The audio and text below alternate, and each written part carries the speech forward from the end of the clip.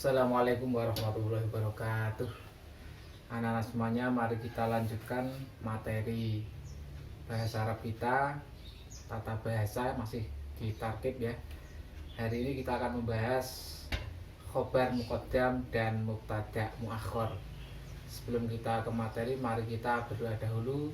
Semoga bisa menjadi ilmu yang bermanfaat. Berdoa silahkan.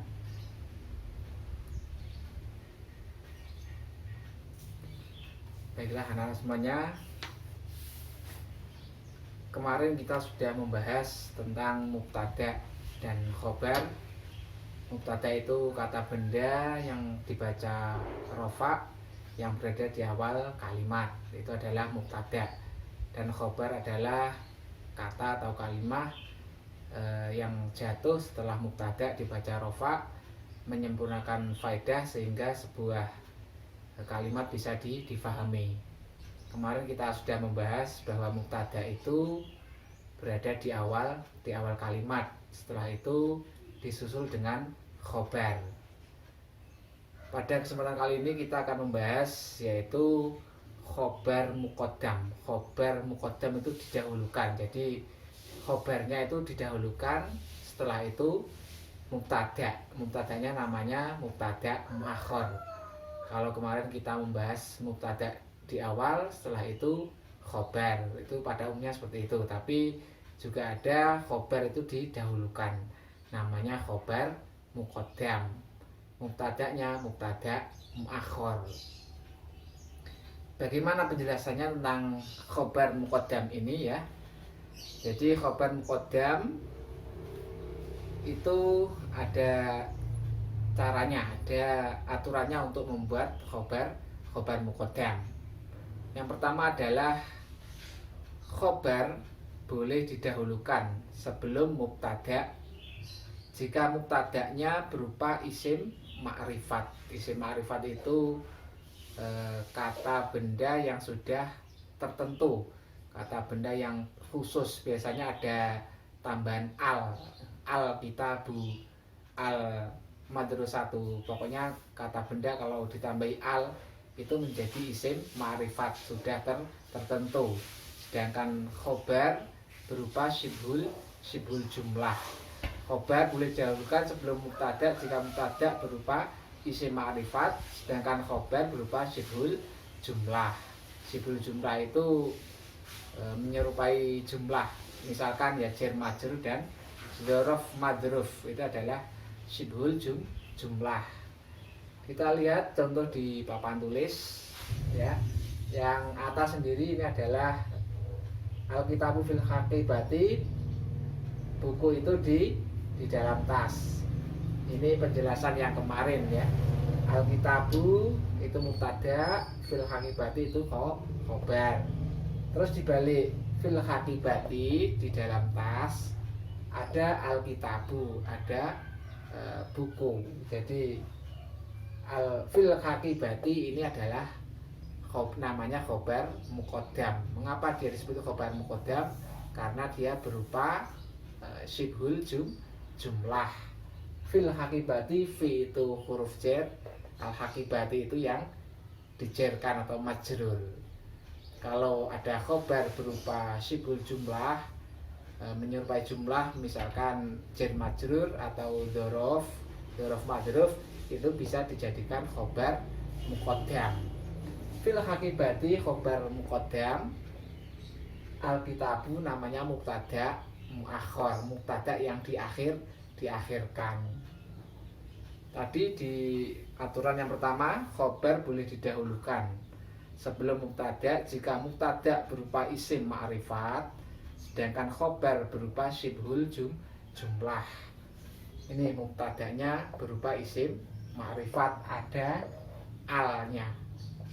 Asalnya kitabun, tambahi al kitabu, dia menjadi isim ma'rifat. Kalau tidak ada al itu namanya nakiroh, masih umum. Ini khobarnya, khobar muqaddam, karena dia berupa syibhul jumlah, jar majrur. Terus ini adalah mubtada, mubtadanya mubtada muakhir karena dia berupa isim ma'rifat. Jadi khobar boleh didahulukan sebelum mubtada jika mubtadanya itu berupa isim ma'rifat, sedangkan khobar berupa sibhul jumlah. Itu caranya nomor 1 untuk membuat khobar muqaddam dan mubtada muakhar. Yang kedua adalah khobar harus didahulukan atas mubtada apabila A. Mubtada berupa isim nakiroh. Nakiroh itu umum, tidak ada alnya. Sementara khobarnya berupa syibhul jumlah. B. Khobar berupa kata tanya.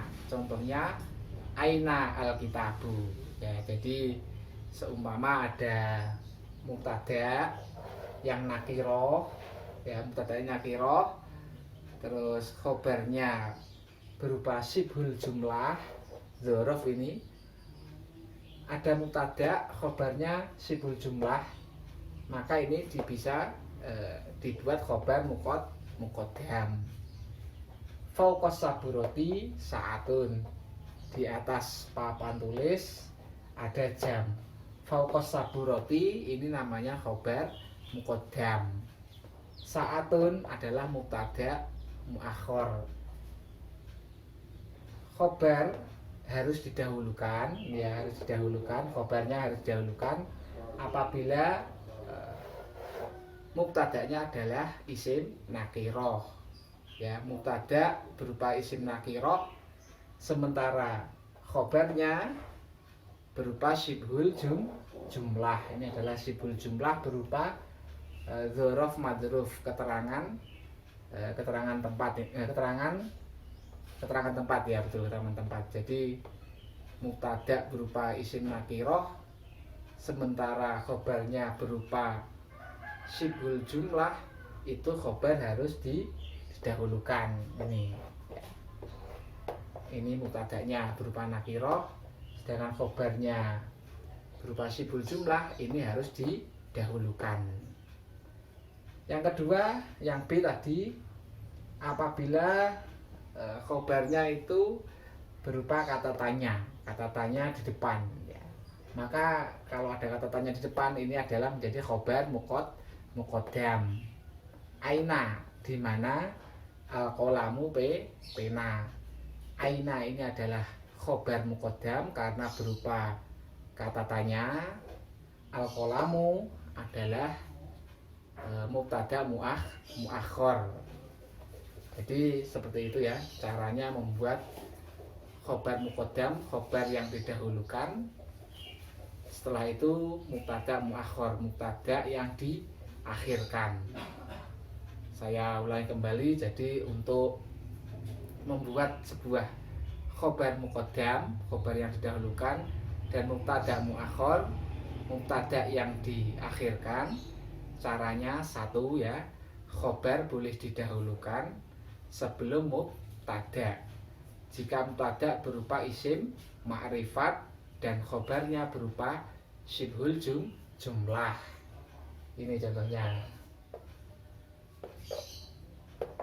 Setelah itu khobar harus didahulukan atas mubtada apabila mubtada berupa isim nakiroh. Nakiroh itu umum, tidak ada alnya. Sementara khobarnya berupa syibhul jumlah. Khobar berupa kata tanya, ini harus didahulukan menjadi khobar muqaddam. Jadi seperti itu. Yang dimaksud syibhul jumlah menyerupai kalimat adalah jar majrur atau dzaraf madruf. Demikian keterangan tentang khobar muqaddam dan mubtada muakhar. Kalau ada yang belum paham bisa ditanyakan di kolom komentar ya. Kita akhiri pertemuan hari ini dengan bacaan hamdalah. Alhamdulillahirabbil alamin. Assalamualaikum warahmatullahi wabarakatuh.